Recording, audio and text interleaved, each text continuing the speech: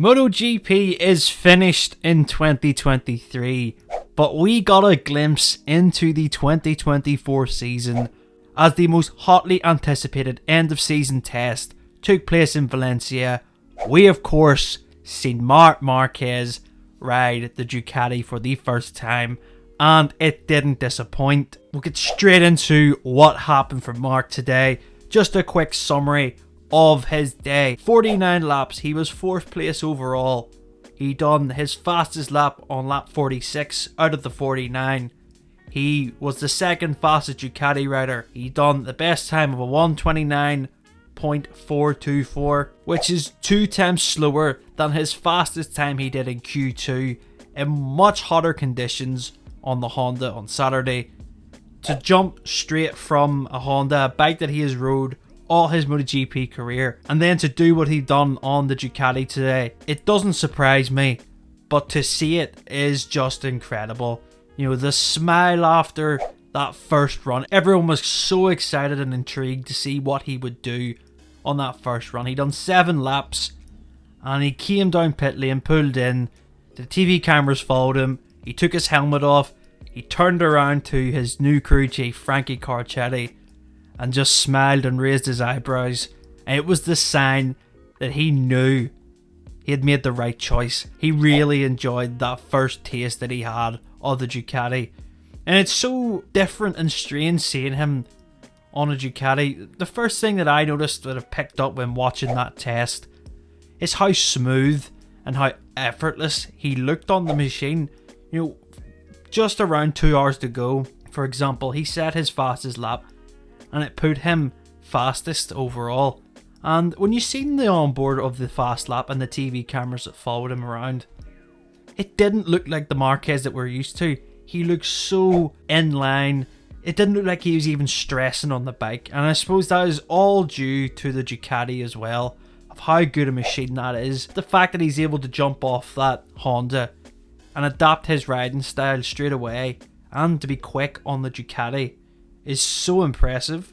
And yeah, the 2nd fastest Ducati. It's just under 2 times that he's slower than Maverick Vinales. Brad Binder's ahead of him, Marco Bezzecchi, and then we get to Marc. He jumped on a GP23, the bike that has won the World Championship, and he didn't know any different of what the Ducati would feel like compared to the Honda. But after he set that fastest lap, he took his hand off the handlebars, almost tapped the tank, and was just in disbelief of how he was able to do that lap. We can't obviously hear from Marc as he is under contract from Honda still, and the rule is in MotoGP usually, you know, when they change teams and they've been allowed to test early, they can't speak to the media until next year. So we'll have to wait until 2024 to hear from Marc and hear his thoughts. But we have been told that the Gresini team and the atmosphere, they are very happy with how today has went. And yeah, incredible to see such a legend of our sport, you know, make that change. And for him to know that he has made the right decision. He said he would have some doubts until he tried the bike, and I think those doubts have gone pretty quickly, as he's the 2nd fastest Ducati, faster than his brother.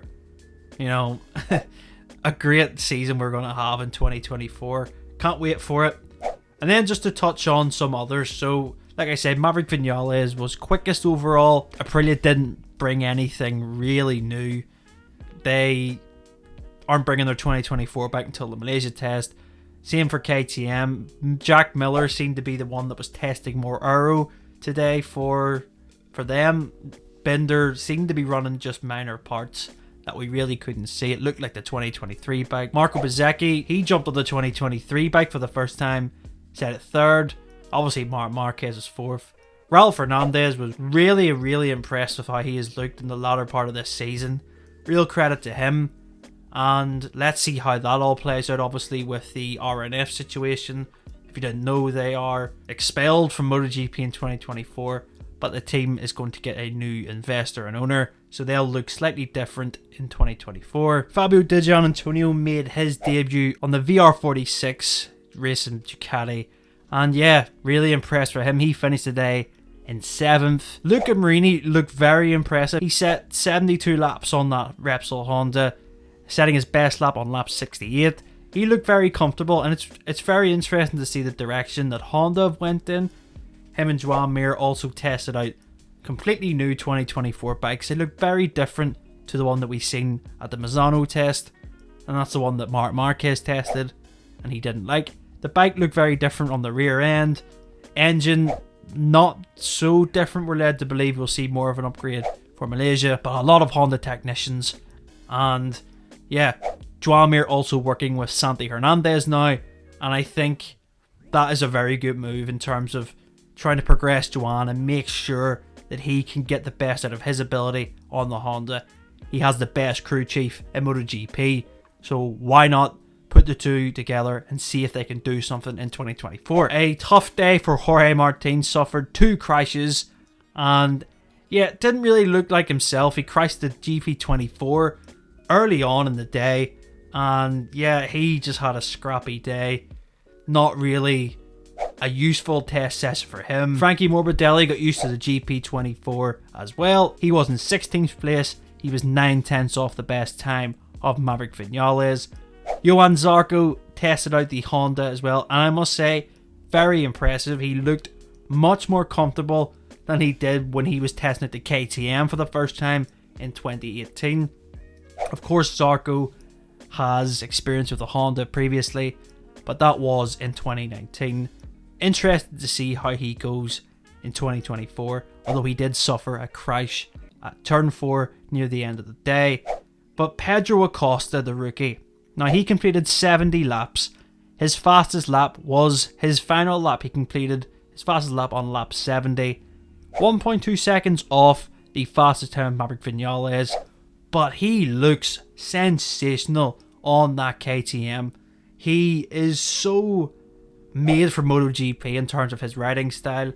Sliding the rear at turn 13 through 14. Unbelievable to watch. Yeah, really impressed with Acosta. I think that he is going to be very, very good next year to watch. He's a character, and he did suffer a crash at turn 2. But that is MotoGP. Rookies for you. They have to learn, and he crashed at the slowest corner in the circuit. Front end crash, finding the limit.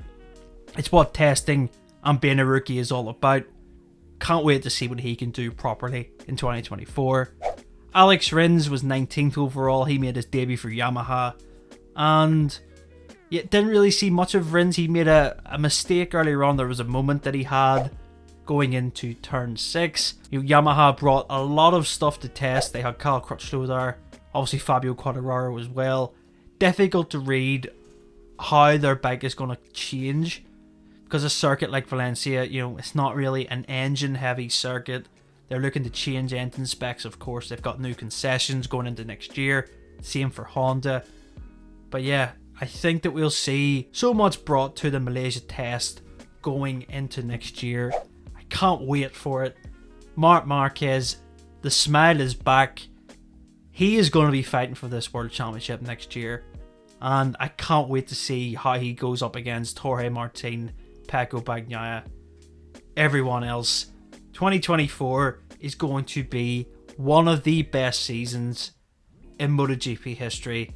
Let's hope it delivers, and I think it will. Head across to our social media pages for all the coverage of the test. We have everything, all the photos, analysis on our website at Christ.net. Make sure to subscribe to our channel, and thank you for watching throughout the 2023 season. We have plenty of coverage going into 2024 over the winter, and it's going to be bigger and better than ever. Thank you for watching. Make sure to subscribe. We will see you next time.